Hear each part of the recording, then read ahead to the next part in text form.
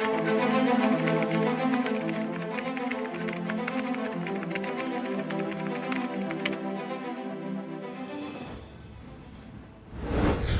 is 4 p.m. We're bringing developing news. And the stories behind the headlines. This is Storycon. I'm Regina Lay. I'm Ed Lingao.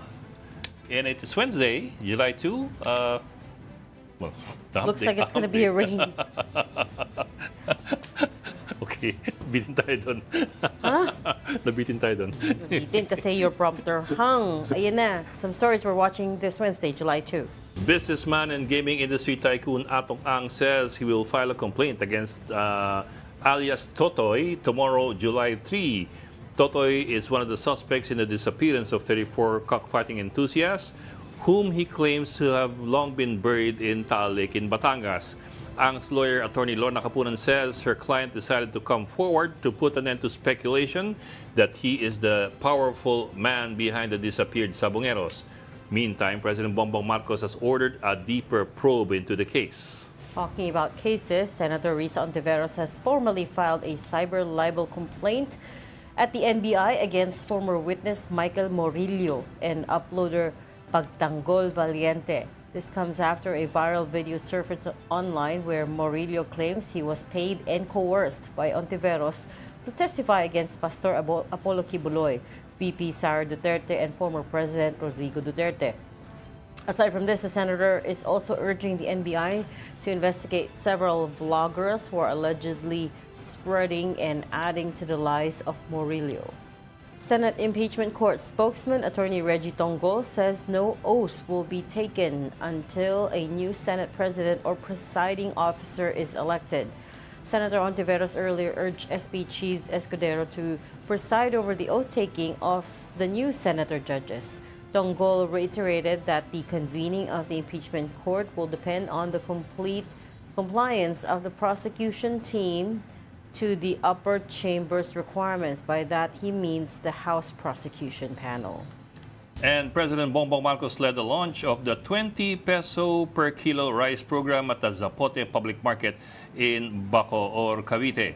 The 20 peso rice will be available to private sectors, including senior citizens, people with disabilities, solo parents, and beneficiaries of the 4Ps program.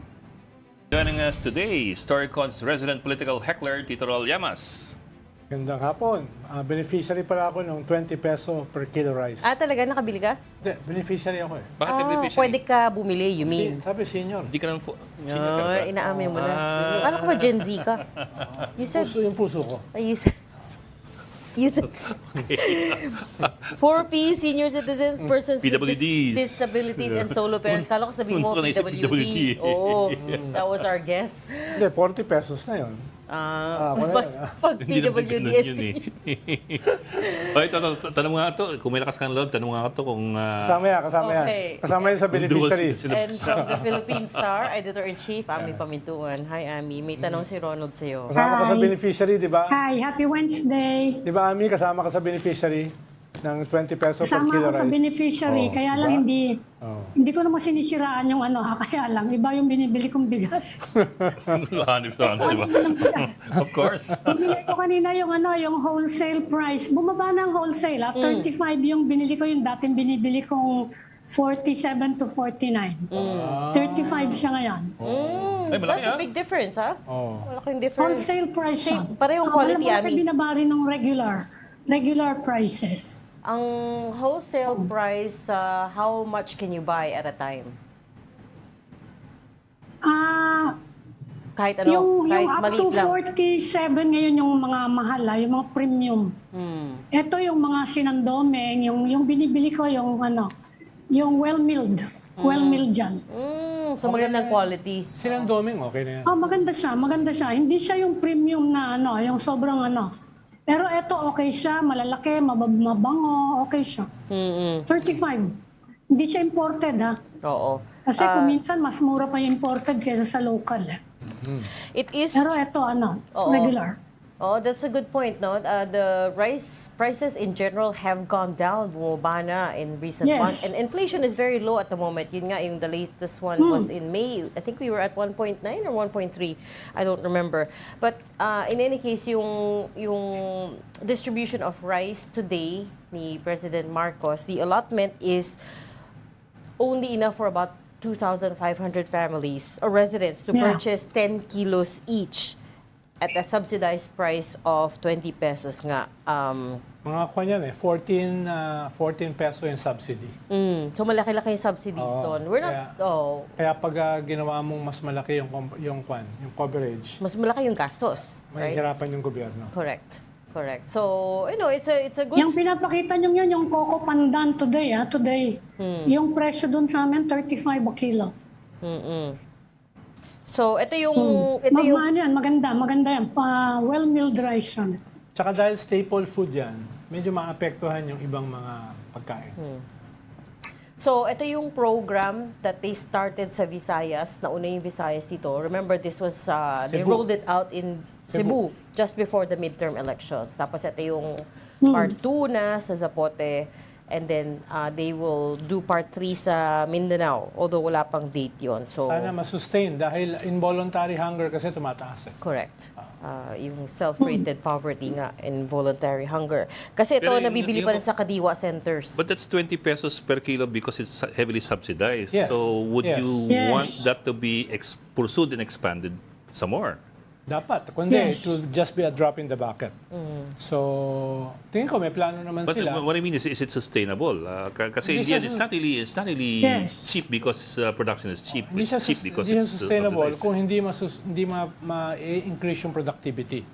Halimbawa, yung kay Ami, local rice yun, pero bumaba. No? So, Yun. Okay. So medyo hindi lang yung pinakamura ang sinasubsidize. Yung iba bumababa nang walang subsidy. Because of efficiencies. Productivity yun. Dahil ang inflation natin sa rice is supply side, not demand side. Correct. Hindi dahil tumataas yung Demand. dahil bumabagsak Yes. kasi yung supply. Kaya yun yung dapat mong tuunan ng pansin, yung Correct. supply. And that's actually what BBM said today. Sabi niya kaya natagalan itong fulfillment of his campaign promise is because they had to first give subsidies to the local farmers and provide them with machinery, etc., para umakyat konti yung productivity. Tapos ng kung rice. 25% ng market ay mapapababa mo, maapektuhan yung 75. Kinakailangan din nila mag-adjust. Pero kung yung bababaan mo ay less than 10%, wala siyang masyadong epekto doon sa kabuuan. Yeah. Kailangan may certain percentage na mataas para maapektuhan. To answer your question, Bok, I think there is room to expand the program without hurting the budget so much. But of course, the money will have to come from someplace else. Right? So babawasan... Taxpayer pa rin yun eh. Oo, babawasan mo yung Di ba? ayuda, for instance. And, then Actually, we come back to the question of papayag ba sila? O Kasi ibabalik mo yung excise tax sa coal. Oo, 2 billion. Which Professor Magno was 2 saying. billion yun. Yung mga ganun. Actually, kasi kung gusto mong babaan ng presyo ng bigas, madali lang yan eh. Saksakan mo na ng subsidy, tapos ang usapan. Yun lang. Hindi, Sa Yan subsidize na mo nga yun. Mahalaga dyan yung customs. Kasi alam mo yung subsidy, it will make you lazy to pursue Yeah. yung pangako to increase production. The medium and long Yan term. ang pinaka-importante talaga doon eh. Oo. You have to increase production. Pero hanggat merong ganyan na mga subsidized, sabi ko nga kung magsasubsidize ka, bakit di mo na lang gawin 10 piso per kilo? Magsasubsidize ka na rin lang eh. Medium, Because it's ano eh. Mas wala kang Politicize subsidy. the well, question medium, pesos. medium term kasi dahil ang nagmamanipulate ng market niyan yung mga hoarders eh. No, yun ang nagmamanipulate ng presyo. So kailangan may gawin ka sa kanila. The mysterious hoarders. The mysterious Yan na orders nga. whom the government knows Saka about. Bureau of Customs. Yung rice smuggling, no, kailangan nilang i-regulate, i-mitigate yan. Correct. And At that's- bago yung ngayon, yung head ng customs, Yun na nga eh. saka yung mga deputy, sana may magawa sila dyan. I was just gonna say, kaya meron tayong bagong commissioner for Bureau of Customs, Ariel Nepomuceno, whom we're trying to get on the show as well so he could talk us through his plans. Commissioner Ariel, pagbigyan mo naman kami. No, Huwag mong kalimutan yung Yung ating deputy niya, ang public ano ngayon, service. Bakit pakinggan OCD. nun? Huwag naman ganun pagkakasabi. Hindi, Pakinggan natin yan dyan. mga service tinrain ko dati yan nung college sa Ah. Student Council. Sila okay. Ariel Nabumuseno at saka si Alex Lacson. Okay, ayan na. Ayan na. Direct, straight from the horse's mouth. But for now, let's put a pin in this conversation. Let's bring in our first guest for the day, former Supreme Court Senior Associate Justice Antonio Carpio. Justice Carpio, thank you for making time for us. Welcome back to Storycon. Thank you. Hello, Justice. Good afternoon, Justice. Good afternoon. Justice, so you're in the headlines again today, no? For I think you gave a few interviews where you were quoted as saying itong the prosecution team for the impeachment of Vice President Sara Duterte has pathways for asking for her bank accounts to be opened up. I wonder if you could talk us through those again. Yes. Under the bank secrecy law, bank deposits are absolutely confidential, but there are exceptions. One, when there's a written consent by the depositor. And second, in case of impeachment. And third, when there is a bribery case before the competent court. So in this case, there's an impeachment case. And so the impeachment court can grant requests for subpoena duces tecum from the prosecution and order the bank to disclose the records. That's I think what's going to happen, and the presiding officer can rule on that, or the presiding officer can choose to throw the request to the body to vote by majority vote whether to grant or not. Well, I expect it to be granted, but of course it can also happen that the majority will deny, and we have a situation just like the impeachment case of former President Erap Estrada, where the second envelope was not allowed to be opened, and so the people got furious. No, so that would be the consequence. So I think I think the Senate should just grant the motion so the trial can continue. Pero Justice, you're saying the presiding officer on his own can decide, or he can split the House, but he has the option to decide on his own. Well, yes, initially the presiding officer, if he wants, he can decide on his own. But if he decides, say, to deny, any member can ask the body to vote. A member who disagrees can ask for a vote by the body, and the issue is thrown to the body. Or the presiding officer on his own can just give it to the body directly. So the bottom line, there will be a voting by the majority. Justice, on a related issue, kakasabi lang ni Senate spokesperson Tonggol na kung hindi mag-comply yung House dun sa request ng Senate, may problemang mag-proceed yung impeachment sa 20th Congress. So, ano bang tingin nyo rito? Paano pwedeng connected ito do sa remand or referred? Diba? So, baka ganun ang argument ng Senate spokesperson dahil ang framework niya is remand. Well, the House already submitted the certification requested by the impeachment court that the one-year ban rule was not violated. Ang hindi pa nila sinasubmit, they have not submitted the resolution of the House of the 20th Congress, which is now, no? Because we are now in the 20th Congress, pero hindi pa nga nagko-convene. So I expect the 20th Congress, the House, to submit that certification to renew the authority of the prosecution, because that's in the regular course of business naman. Since this is now a new Congress, the authority of the prosecutors will have to be renewed by the House. The Speaker will have to renew that authority. So that will affirm that the House is still interested to continue with the case. Justice, balikan ko lang yung Justice, impeachment. Okay, go ang ahead. sabi ni Senator Win Gatchalian kahapon, they are expecting Kasi daw may final na motion ng defense to dismiss the case even before trial. Kailangan daw pagbotohan nyo ng Senate. Ang sabi ni Congresswoman Laila de Lima, pwede naman daw na gawin doon ng Senado para nga daw hindi ma-dismiss, sabihin lang noted. Tapos itutuloy. Tama ba yun? Well, the Constitution says once the articles of impeachment are received by the Senate, trial shall proceed forthwith. Now, yung motion to dismiss, hindi, that will not result in a trial. Kailangan trial. So I think, in my opinion, the Senate cannot entertain a motion to dismiss because the obligation, the duty of the impeachment court is to proceed to trial forthwith.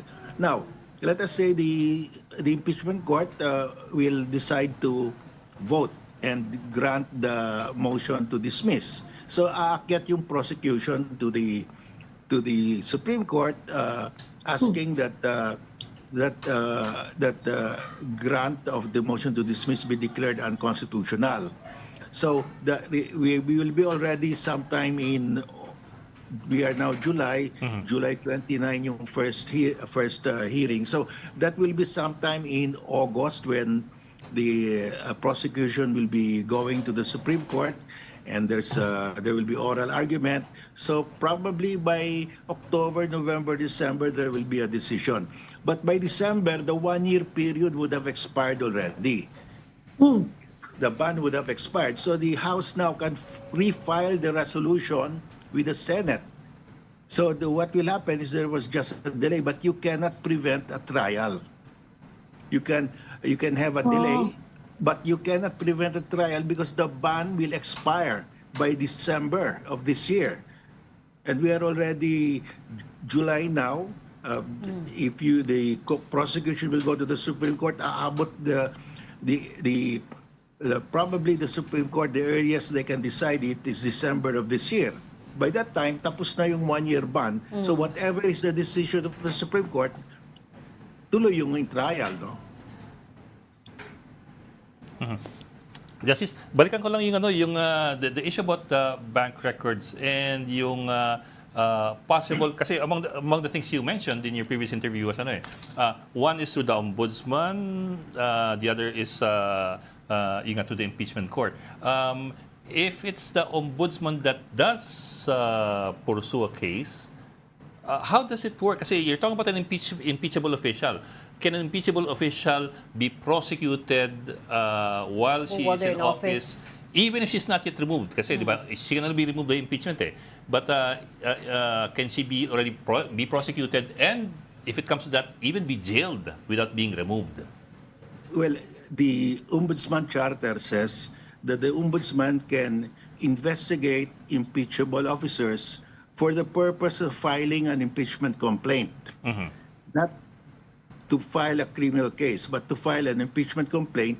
And since it's the House that has exclusive power to file the impeachment, so the Ombudsman will have to file its complaint with the House. Okay. Just like any other citizen. Ngayon, let us assume that that the Senate on appeal by the prosecution will, the Supreme Court on appeal by the prosecution will say the 1-year ban was violated, and therefore the articles of impeachment are void. So at that point, the Ombudsman now can request the AMLAC, the Anti-Money Laundering Council, for the bank records in BPI because there is no more impeachment. Okay, so that's another way of doing it. Yeah, the Ombudsman there is that window of opportunity for the Ombudsman to request for the bank records because he can now conduct his own investigation, wala na, for the purpose of filing an impeachment complaint, no? Or also, for the purpose of, remember that this is a joint account and the former President Duterte is no longer in office, so he can now be prosecuted. He can now be prosecuted for violation of his for ill-gotten wealth, no? Because that's also a crime. So the ombudsman will have a ground to ask the AMLAC for the records. Justice, linawin ko lang, you're saying the ombudsman can file a criminal complaint related to impeachment. Pero Only. the Vice President is not immune from criminal prosecution, di ba? Pwede siyang i-prosecute criminally even without impeachment. Yes, that is a gray area because the Supreme Court has ruled that the President is immune from civil and criminal suit while in Yes. office. But there is no similar decision affecting the Vice President. So in effect, the Ombudsman can take that position that I can investigate for purposes of filing a criminal case. No. Yes. Sorry, Justice, did I understand that correctly? So the ombudsman can request the AMLAC for the bank records simultaneously as the impeachment process proceeding. is ongoing, right? Pwedeng sabay. Well, the charter of the ombudsman says the ombudsman can investigate impeachable officers, but only for the purpose of filing a criminal case. So now, but only for the purpose of filing an impeachment case with the House. Opo. Okay. Okay. So dun din yung bagsak. So the end goal is still impeachment because she can only be Yes, removed by impeachment impeachment. also. Okay. Because and it's interesting because of course. But yung point ni Ami na the Vice President is not immune He's from not civil immune. criminal suit while in office, that is an open question because that has not been tested. Because right now, only the President has been declared by the Supreme Court to be immune from civil or criminal suit while in office. While in office. That the position of the Ombudsman is still not of the Vice President is not yet clear whether she can be sued while in office. And it's an interesting Kasi question. justice, you can be convicted without being removed, hindi ba? Gano'n naman yung korte natin kahit na-convict ka na, pwede ka pa rin to continue holding public office until there's a final ruling from the Supreme Court. Well, the rule is that if you are an impeachable officer, you can only be removed by impeachment. Yes. Okay. But if you are sued criminally and the penalty includes disqualification or removal from office, Yes. then that's the problem. Because the problem, you can be sued if the penalty does not involve removal from office. But if the penalty involves removal from office, that's a question whether that can be done. Let's say nakabangga ka. Well, you can be sued for damage to property, no? But that will not involve a removal from office, so you can be sued even if you are an impeachable officer. Right. And it's an interesting case. It's an interesting question right now because, of course, we all know that the Justice Secretary Boying Remulla is applying for the ombudsman position. And it's coming up very soon. Si Samuel Martires is retiring July 27th. And so, there's also, I guess, the question of what, if he does get appointed by President Marcos to the ombudsman, what he might do in that position with regards to this case. If he is appointed, then he becomes an ombudsman. Then he will have to decide whether to ask for the records from the AMLAC. In relation doon sa binuksang usapin ni Reg Justice, ikaw ba ay pwedeng mag-apply for ombudsman kung may kaso ka mismo sa ombudsman? Ikaw ba ay pwedeng mag-apply sa JBC kung ikaw mismo ay nakaupo sa JBC? Paano yung mga if you're sitting there, I don't think well, nasa iyo yan, no? Because you can always resign and apply. But if you are sitting, that has not happened yet. But there is no prohibition naman. But of course, it's a matter of delicadeza. You just have to probably resign first, no? Okay. Justice, if I may, sorry, at the risk of being repetitious, I just want to make sure that I'm getting this right. So, ang sabi po niyo, Bale, is the ombudsman, of course, this is his decision. It's an open thing. He can take the position that he can file a charge and try to prosecute an impeachable official. That because it's never been tested. However, the problem could be if the penalty involves disqualification and removal from office because that is an impeachable official, can only be removed by impeachment. Yes. If the penalty involves removal from office or imprisonment, because if you are imprisoned, you cannot perform your function anymore, no? Mm-hmm. So then that's a question because that has not been resolved yet, no? So aakyat si Sara and say that this is equivalent, this will in effect remove me from office without an impeachment. So from your perspective po, at least from your perspective, medyo malabo yung pursuit of a criminal case by the ombudsman against VP Sara at this time. Not unless it's Yes. done after December, because that's another, for example, that's another filing of another criminal complaint, Yes. an impeachment complaint. Yeah, my position is that while she is sitting as vice president, you cannot file a criminal case against her that would involve her removal from office. Okay, I think that's clear. Pero Justice, kahit naman ma-convict dito, you can serve from prison. It has happened to us na, di ba? Yung penalty na disbarment, it will include permanent disqualification from public office. Mangyayari lang yun with finality. Kung meron ng final ruling. So kung sakasakali man, pwede siyang makulong pero pwede pa rin matuloy as Vice President functioning from behind bars until magkaroon ng final conviction which will actually disqualify her from, for example, running again in 2028 or whatever. Well, ang removal from office kasi, that means you cannot function. When you are put in jail, even if it's that decision is not yet final, you are prevented from performing your function, ang effect niyan. Pero bakit sila, Congressman Halusos noon? They even had office in Bilibid. Yeah, because Pinabayaan sila to continue Yeah, hindi sila impeachable officer They can be removed by filing criminal cases Ang nakalagay kasi sa atin, they can be only removed through impeachment. So if you file a criminal case and put him in jail, is that removal from office? In effect, that's removal because he cannot function anymore.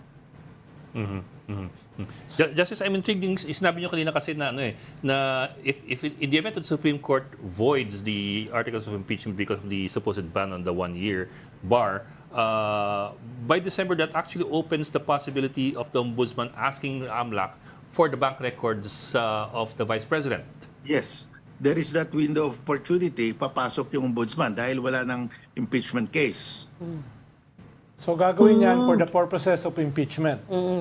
Not to file a criminal case. Okay ba yun? Correct. It will be Correct. So this time around, to it will conduct an investigation for purposes of filing an impeachment. Dahil wala pang impeachment Yeah. What But- if justice ganito yung scenario? Halimbawa, nag-proceed yung impeachment pero nagbotohan yung Senate not to open the bank accounts.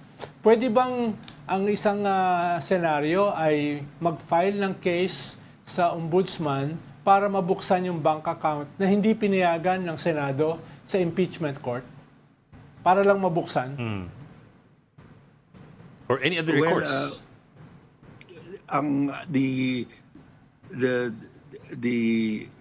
Because the ombudsman will have to ask for the bank records from AMLAC for the purpose of filing an impeachment case. Meron ng impeachment case So hindi niya pwedeng gawin yan for a criminal case? Hindi pa pwede yung criminal case dahil may sitting vice president pa that will remove her from office without impeachment. So that scenario is not possible? That is not It's possible. unlikely. There has to be a window of opportunity. Pag dinismiss ng Supreme Court yung impeachment complaint for whatever reason, then pwede pumasok yung ombudsman. Justice, if I may, I'll just tweak Roland's question a little bit. Kung sakaling the impeachment court nga rejects any motion to open the the bank records, is there any other recourse for the public or for any prosecutor or any agency to get those bank records and put them out in public? Is there any other way to do that? Well, the problem is the only other remedy is to go to the Supreme Court. But the Constitution says the Senate, acting as impeachment court, shall have the sole power to try and decide impeachment cases. So, sasabihin ng Senado, we have the exclusive Kami lang yun. power to try. So, the Supreme Court cannot intervene. Yun ang problema doon. And actually, I remember during the an impeachment forum that UP Law hosted, during which you were also present, Justice Carpio. I remember the former Ombudsman, Conchita Carpio Morales, saying the Supreme Court should really only step in when there's been a grave abuse of discretion by the Senate sitting as a trial court. So it also raises the question of, would that qualify as grave abuse of discretion, right? If they decide either to dismiss the case outright or to, for instance, not request for the bank accounts, to open the bank accounts. Well, the Supreme Court will step in if there is a violation of the Constitution. Katulad yung impeachment ni Chief Justice Davide, the issue was when does the one-year bar rule start to run? So, ang sabi ng Supreme Court, it starts to run when the plenary refers the articles of impeachment to the Committee on Justice. So, yung pangalawang or third impeachment, hindi na pwede. Late na yon. Even if it was signed by more than one-third of the members of the House. Because the first impeachment, umabot na was already filed with the Committee on Justice. So, yung mga ganyan, the Supreme Court can step in. But that is not that is not trying the case. Kasi the Senate has the sole power to try and decide the case. Yan ang distinction. So Justice, based dyan sa nababanggit nyo, the Senate has the sole power to try the case. Kasama ba sa power na yan yung power to dismiss? Yes, to decide whether to grant, to acquit or convict. Yes, pero yung to dismiss. To Without dismiss, trial. kasama na yun Without sa ano. trial. No? Ano sinasabi nila? It's a sole Yun power. ang problema. It can dismiss it after trial. Yes. But there has to be a trial dahil sabi ng Constitution, trial shall proceed forthwith. So there has to be a trial. But Okay. at the same time, one of the other problems is parang the Supreme Court is so bogged down with cases lately, no? I mean, apart from all of the cases filed related to this impeachment, meron pa pong yung pagdala kay former President Rodrigo Duterte sa International Criminal Court. They're also budget. grappling with issues over the budget, with the transfer of PhilHealth Yes. funds. You know, I wonder if you could give us some insider's perspective, Justice Carpio, on how they would be tackling all of this, in what order of priority, and what the deliberations would look like. Well, the rule is, like for example, the one-year bar rule. May decision ng Supreme Court that it's triggered when the articles of impeachment are referred to the Committee on Justice. So, nag-file ng kaso si VP Sara saying that the one-year bar rule has been violated. But as long as there is no decision by the Supreme Court, the Senate, as an impeachment court, should continue With the trial. its proceedings. Kasi may Pag jurisprudence. walang TRO, no?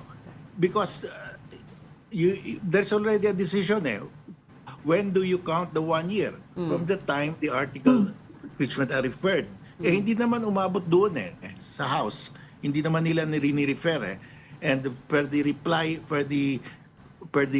of the House to the answer of VP Sara, if you count session days, because the Constitution says 10 session days. Not 10 days. In 10 session days, tamang-tama eh. On the 10th session day, the House submitted the fourth impeachment complaint signed by more than one-third. So that supersedes any other impeachment complaint per the Constitution. So mukhang tama yung House, no? There is no violation of the one-year bar rule. So because ko lang yung tanong, hindi pa tumakbo yung 1 year eh. Hindi pa umabot yung first, second, and third complaints to the Committee on Justice. So, the way I look at it, the Senate as impeachment court should just proceed because wala namang order from the Supreme Court stopping them. But Justice, the defense's argument is that the purposeful delay daw of the Secretary General of the House of the three previous complaints is circumvention of the one-year bar. In other words, talagang pinigil daw para pinigil yung pag-usad ng complaints through the Speaker down to the Justice Committee in order to avoid or circumvent the ban. It doesn't matter that because the seemed to be SecGen the is just impression. an But employee. when the House submitted its reply to the answer of Sara, they laid down the 10 session days. They complied with the 10 session days because they have 10 session days to act. On the 10th day, they produced the fourth impeachment complaint signed by more than a third of the members of the House. And that supersedes everything. That supersedes the first three. So there was no need to refer the first three complaints to the Committee on Justice because if there is a resolution of the House signed by at least a third of its members, that automatically becomes the articles of impeachment to be submitted to the Senate. At saka, di ba, That just supersedes the earlier articles of impeachment. Yes. At saka, di ba, So Justice? let us say it was that fourth complaint was submitted to the plenary on the 11th session day. Yun may problema.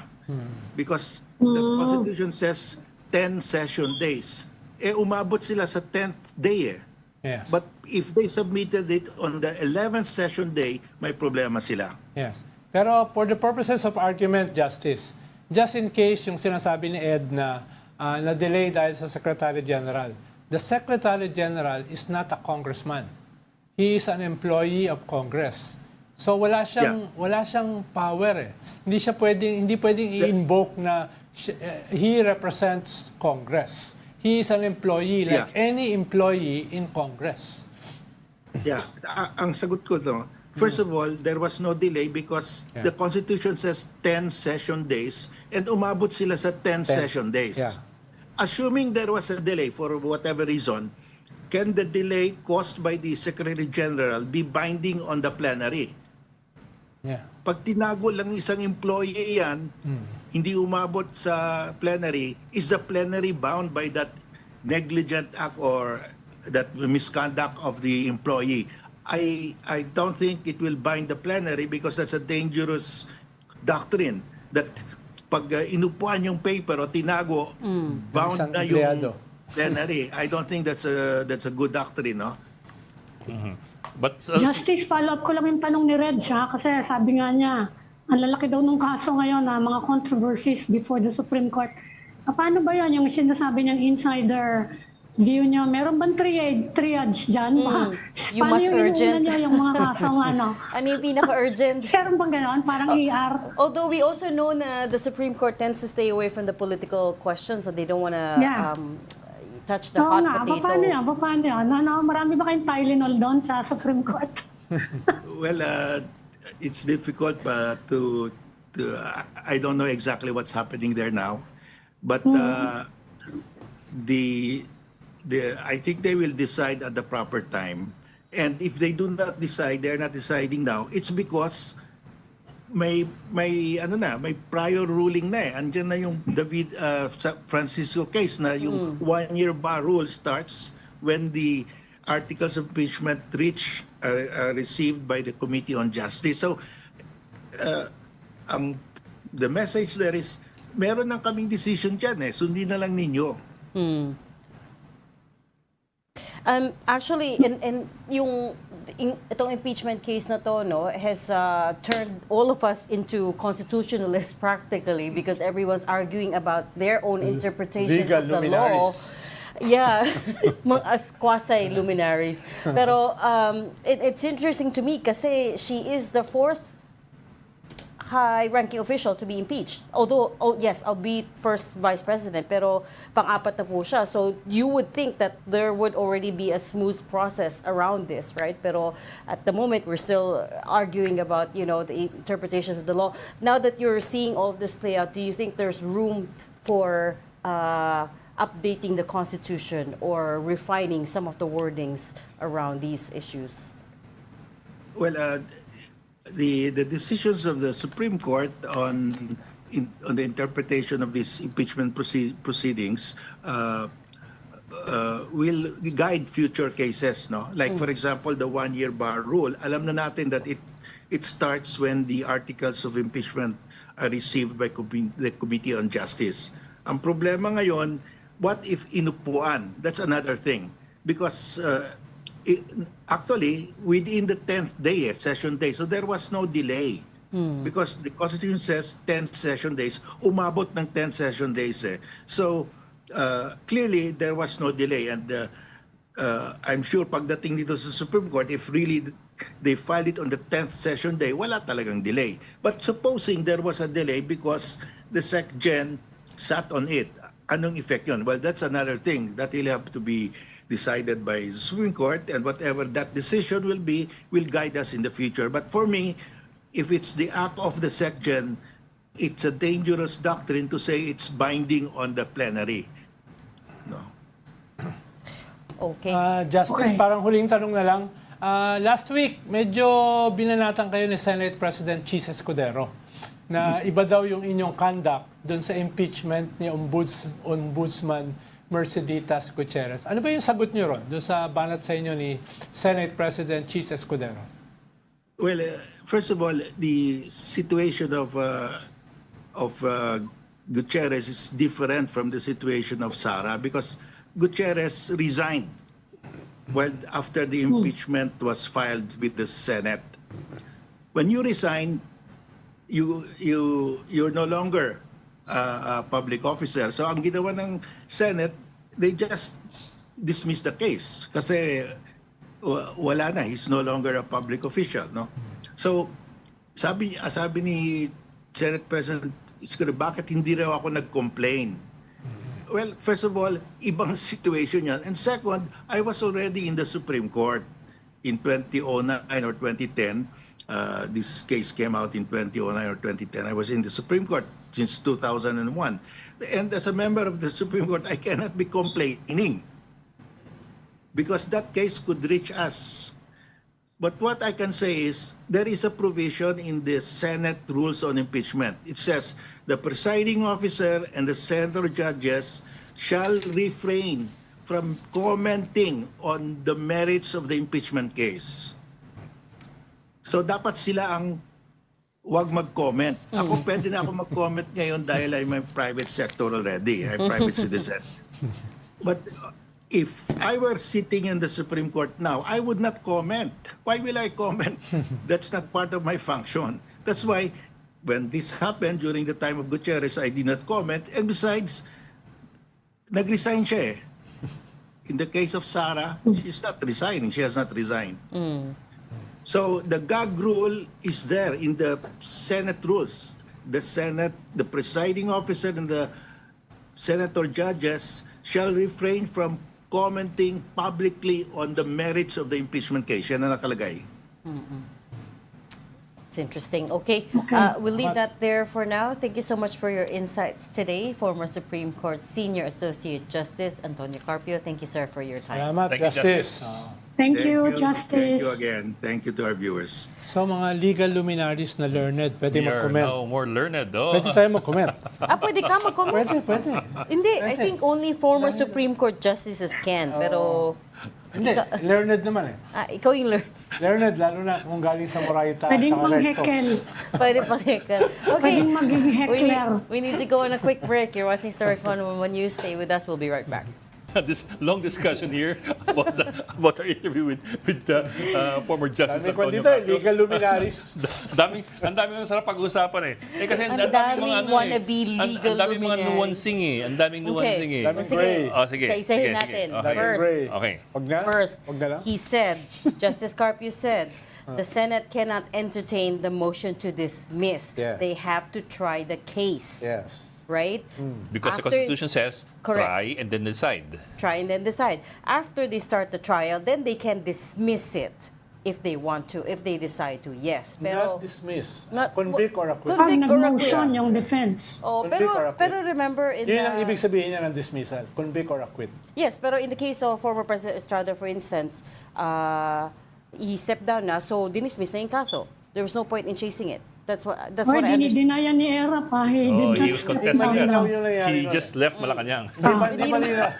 Hindi malinaw. Mahirap na kaso yung era. Constructive Kaya resignation daw yan. Although nag-decide yung Supreme Court tungkol yan. Constructive resignation, Constructive sabi resignation, nila. oh. Okay, pero Bago, you get bago what I mean. invento salita yun. Pero the point being, hindi na nila tinuloy. So Yeah. it was dismissed. Therefore, Hindi, pag sinabi mo kasi dismiss, it's a legal, yun na nga eh. Precedent. So this is... Acquitted. Ang sinasabi nga, iba yung nangyari. Puro mga Oo. learned, di ba? Basta naalala ko noon, nung nagmamarcha sa papuntang Malacanang, ay may nag-interview sa akin. Okay. So akala nila, legal may- luminary ka. Sige. May bangs ka pa nun, ha? May buhok pa ako noon. Ano sasabi mo? May nag-interview sa akin noon. Sa Mindiola. Okay. Okay, number 2, AMLAC. Sige, go. Okay. Eh, Number 2, the ombudsman. Ito muna. The Senate Impeachment Court can decide on its own whether to ask AMLAC to open the bank records. If the Senate Impeachment Court decides not To open to have it opened, wala, goodbye Philippines ka. Nobody can contest that anymore. Not unless there's a new, matapos yung kaso and there's a new impeachment complaint. After December. O, ibang kaso na yun. Pero for this impeachment complaint, if the court says we don't want to look at the records, nobody can do anything. Not even the ombudsman. because can do they anything. have the sole authority to try the case. So the Constitution grants them the sole power. The presiding officer this. can make a decision on his own, but if a member of the Senate Impeachment Court objects and wants it to be voted on the floor, then he has no choice. It goes to the floor. And you can imagine that it will be brought to the floor. But any member can ask for a vote. Yeah. Yes. Yeah, it doesn't Kaya have nga to be so- the presiding so officer. it's almost automatic na mapupunta sa floor yan kasi of course you will hear objections Correct. from the Pro-Duterte group. Correct. 6 yun. 6. So sigurado yun. At least na, 6. na ma-split yung house Oo. for a vote. Oo. And then also, the ombudsman can request, this is the one we're a little bit confused about. The question is yeah. whether the ombudsman can instigate a parallel case Criminal investigation. habang gumagalaw yung impeachment. But- Justice Carpio was saying the charter of the ombudsman allows the ombudsman to request bank records only for the purpose of initiating an impeachment complaint. Correct. It cannot do it for Hindi any ko pala natanong, other Ed. reason. Kung impeachable Paano yung... kung ang siya, DOJ impeachable. ang mag-imbestiga? Yun ang hindi ko natanong. but Paano DOJ kung ng DOJ mag-imbestiga nung yung related sa, if it's a criminal, pero kapag graft, kailangan ombudsman, Tsaka Bok, if Kapag graft, it has DOJ to be wants to open ombudsman. wants to open bank records, it has to go to court for the bank records then. Oo. And don't forget, there are cases at the DOJ, di ba? Destabilization. Ano na nangyari dun sa kasong yun? Yeah. Also, the threats to assassinate the president. Sila yung nag-investigate nun. Oh. The graft part is the ombudsman's responsibility, yes. Kung terrorist financing, pwede ang DOJ. Kaya lang sino yung terrorist doon. Yan. Kasi kapag merong ganon, pwede kang mag-request sa AMLAC to open bank records. Kung assassination ng Crime presidente, na covered nun eh. kung assassination ng Maraming predicate presidente, crime na pwede mo covered. sabihin na terrorist. Kung drug trafficking kasama yon. Pwede. Dun sa question can the Ombudsman, for example, conduct a parallel investigation or prosecution on an impeachable official, ang position ni Justice Carpio is hindi pwede kung ang magiging result would be dismissal or imprisonment. Imprisonment, ibig sabihin, removal from office. Oo. Dahil impeachable siya, hindi mo siya pwedeng i-remove. Only via impeachment. She can only be removed by impeachment. And the clear thing is, ang sabi ni Justice Carpio, if you look at the timeline daw, maaari lang mangyari yan na yung Ombudsman will have the chance or the window to ask for the bank records if, confluence of events. If, for example, dinismiss ng Senado ang impeachment case, inakyat ng prosecution sa Korte Suprema, the court decides to dismiss nga, to affirm the dismissal. At saka sabi rin ni Kasi wala nang case. Tsaka sabi rin ni Justice Carpio, yung ganyang president ay meron lamang sa impeachment ng presidente. Wala pang ganong president sa vice president. Kaya sabi niya, parang may gray area. Kaya gawin na lang ng gawin para makita natin yung president. Oo. Well, Di ba? that's also what he was saying, right?